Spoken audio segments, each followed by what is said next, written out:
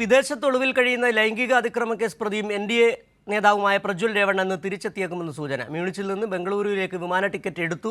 വിമാനത്താവളത്തിലെത്തിയാലുടൻ arrest ചെയ്യാൻ അന്വേഷണ സംഘം തയ്യാറായിരിക്കണം. വിവരങ്ങളുമായി ന്യൂസ് ഡെസ്കിൽ നിന്നും ശില്പ ചേരുന്നുണ്ട്. ശില്പ, ഇക്കാര്യത്തിൽ ഏറെക്കുറെ വ്യക്തത വന്നു കഴിഞ്ഞോ? പ്രജ്വൽ രേവണ്ണ ഇന്ന് തന്നെ നാട്ടിലേക്ക് എത്തിച്ചേരും.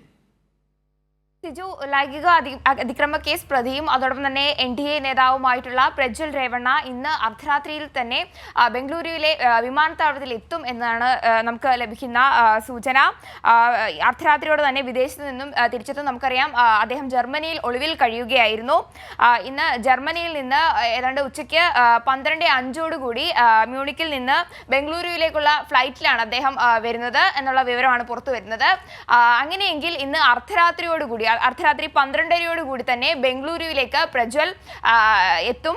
അങ്ങനെയെങ്കിൽ അവിടെ വെച്ച് തന്നെ അറസ്റ്റ് രേഖപ്പെടുത്താനാണ് ഈ SITയുടെ തീരുമാനം, അന്വേഷണ സംഘത്തിന്റെ തീരുമാനം. അവിടെ വെച്ച് തന്നെ പ്രജ്വൽ രേവണ്ണയുടെ അറസ്റ്റ് രേഖപ്പെടുത്തി അദ്ദേഹത്തിനെ കസ്റ്റഡിയിൽ എടുക്കാൻ തന്നെയാണ് തീരുമാനം.